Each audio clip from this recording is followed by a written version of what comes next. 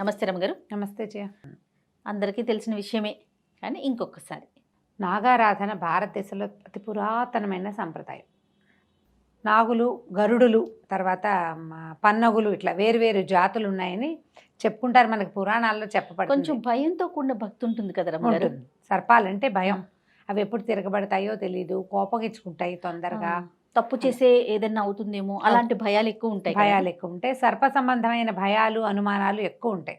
మనకి జాతకాలు చూసేటప్పుడు కూడా నాగదోషం ఉంది, నాగదోషం ఉందని, కేతువులో నీచంలో ఉన్నాడు, ఉచ్చంలో ఉన్నాడు, కేతువు వల్ల ఇదవుతుంది, సుబ్రహ్మణ్య ఆరాధన చేయండి, నాగారాధన చేయండి, నాగశిలలను స్థాపించండి, నాగ ప్రతిష్ఠ చేయండి అని చెప్తారు. నాగారాధన ఎందుకు చేస్తారు? ప్రధానంగా సంతానం కోసం చేస్తారు. అయితే నాగులు ప్రధానంగా రైతులకి బంధువులుగా ఉంటారు. పొలం పనులు చేసే వాళ్ళకి ఏంటంటే పొలాల్లో వచ్చేటువంటి రకరకాల ఈ ఎలుకలు, ముంగీసలు లాంటి వాటితో సమస్యలు ఉంటాయి. ఎలుకలతో చాలా ప్రాబ్లం ఉంటుంది పొలాల్లో.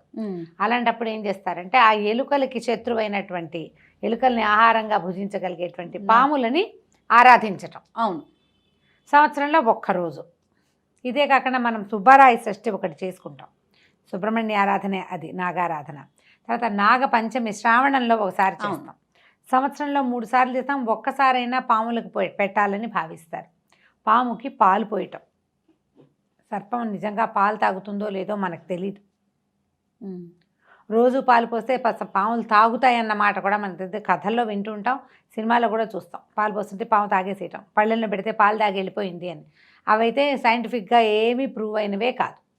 ఇప్పుడు మనం చేస్తున్నది నిజమై ఉండకపోవచ్చు కూడా.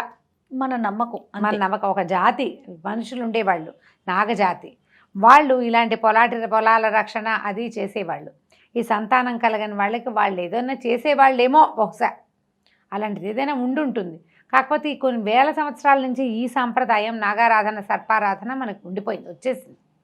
ఏం చేస్తాము? నాగుల చవితి రోజున పొద్దున్నే తలస్నానం చేసేసి, ఎలాగూ కార్తీకం అంతా నెత్తి మీద నీళ్లు పోసుకుంటాం. నూనె రాసుకుని స్నానం చేయటం, నెత్తి మీద నీళ్ళే పోసుకుంటాం. అవును, ఇప్పుడు మనకు అవకాశం ఉంది కాబట్టి షాంపూ పెట్టి రుద్దేసుకుంటాం, మరి పిచ్చి పిచ్చిగా లేకుండా జుట్టు. అయితే స్నానం చేయటం, చిమ్మిరి చలిమిడి చేసుకోవటం. నాగులకి పెట్టవలసింది ప్రధానంగా ఏంటంటే బియ్యపిండితో చేసేటువంటి చలిమిడి, తర్వాత నువ్వులతోటి చేసేటువంటి చిమ్మిరి, ఈ 2 చేసుకుంటారు. అంత చలిమిడి, ఇంత చిమ్మిరి చేసుకోవటం.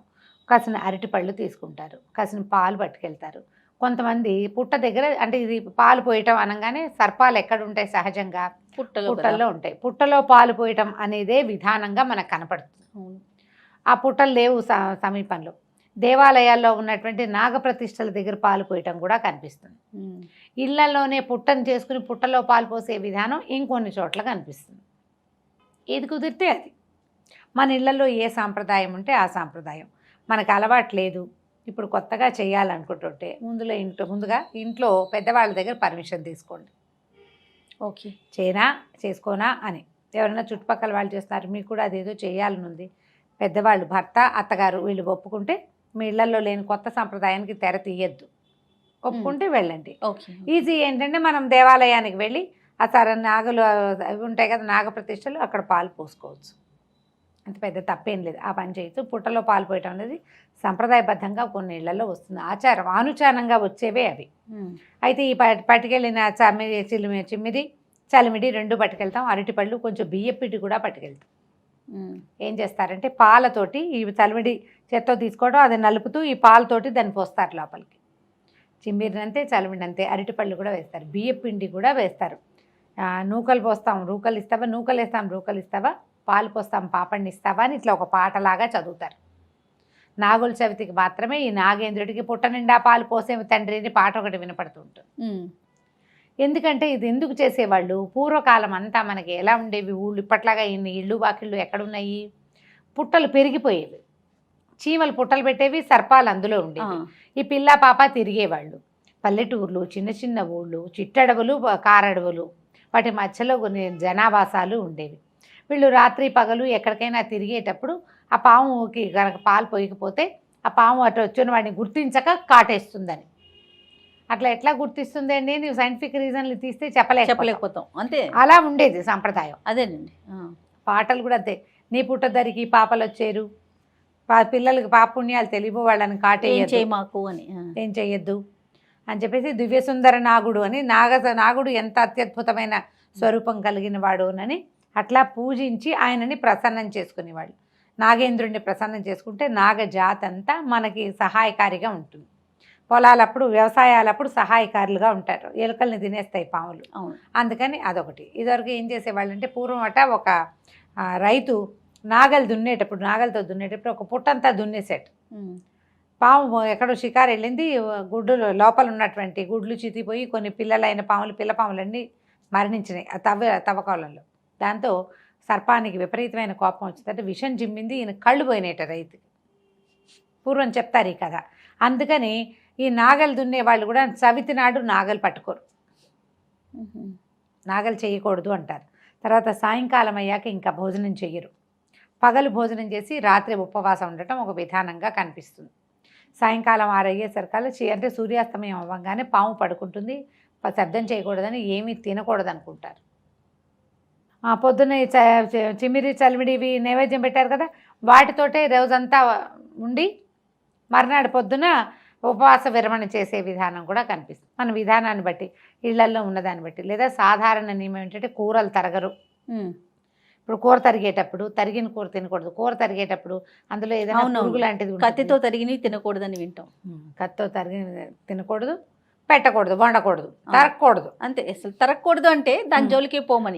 ఏదో తేలిక చేసుకుంటాం, పప్పు అవి చేసుకోవచ్చు. దాంట్లో చిదిం వేయగలిగే ఆకుకూర పప్పు అలాంటివి చేసుకుంటాము. ఏ శనగలో ఉంటే వాటిని కూర చేసుకుని సాతాళించుకుని తినేవాళ్ళు పద్ధతి అంతే. అది ఈ విధానంగా మనం సర్పారాధన చేసుకోవచ్చు. సుబ్రహ్మణ్య స్వామి అష్టకం చదువుకోవటం, సుబ్రహ్మణ్య భుజంగ ప్రయాతము అలాంటివి చదువుకోవటం, నాగులకు సంబంధించినటువంటి ప్రత్యేకమైన శ్లోకాలు కొన్ని ఉన్నాయి. ఆ నాగులకు సంబంధించిన శ్లోకాలు చదువుకుంటే సర్పదోషాల వల్ల సంతానం కలగని వాళ్ళకి ఈ స్తోత్రాల వల్ల చాలా విశేషమైన ఫలితం లభిస్తుంది. ఉదంకుడి నాగస్తోత్రం చాలా ప్రత్యేకమైనది. మహాభారత అంతర్గతంగా ఉంటుంది, సంస్కృతంలోనే ఉంది, తెలుగులో కూడా ఉంటుంది. కుదిరితే ఉదంకుడి నాగస్తోత్రాన్ని ప్రయత్నం చేసి అది చదువుకోండి. 4 తెలుగు పద్యాలు లాస్ట్ ఇయర్ చేసాము, మన వాళ్ళు ఆ వీడియో ఎలాగో వేస్తారు. కుదిరితే అది వినండి, నేర్చుకోండి.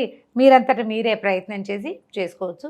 ఇంట్లో కలుగు పెట్టి చేసుకునేటప్పుడు కూడా గోధుమ పిండితోటి చిన్నగా పిండి గట్టిగా కలిపేసి ఒక గోడకి ఆ గోధుమ పిండిని ఇట్లా దొన్నెలాగా అంటిస్తారు, ఓ హోల్ చేస్తారు.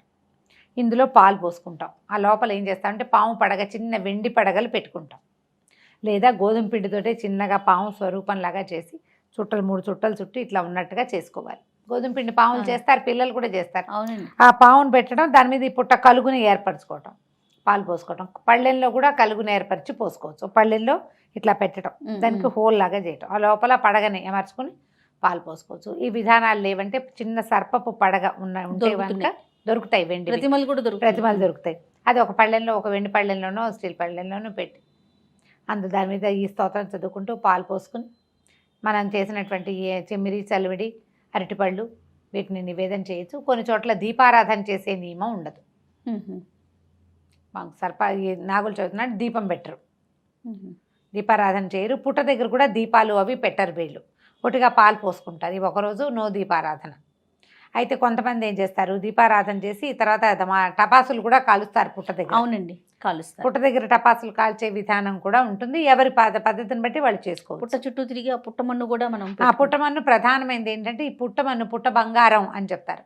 ఆ మన్నుని చెవులకు పెట్టుకుంటే చెవికి సంబంధించిన సమస్యలు తీరిపోతాయని, పిల్లలకి ఆరోగ్యానికి మంచిదని చెప్తారు. పుట్టమన్ను తెచ్చి తప్పకుండా పిల్లలకి పెట్టాలి. పుట్టమన్నులో కొన్ని రకాల ఆరోగ్యకరమైన ఎలిమెంట్స్ ఉంటాయి, అందుకని ప్రధానంగా పెట్టమంటారు. పుట్టలు చీమలు తవ్వుతాయి కదా, గుల్లగా అయిపోతుంది, మట్టి మృదువుగా ఉంటుంది. మనం ఈ పాలు పోసి అవి పెట్టి ఇవి పెట్టి కొన్ని చోట్ల కోడిగుడ్లు అవి వేసే పద్ధతి కూడా ఉంటుంది. లోపలికి జారు విడుస్తారు. పద్ధతి ఎవరి తీరు వాళ్ళది కదా, సంప్రదాయాన్ని బట్టి చేయాలి. అంటే ఇప్పుడు గుడ్లు తినని వాళ్ళు కూడా గుడ్లు వేసే సంప్రదాయాలు కనపడతాయి.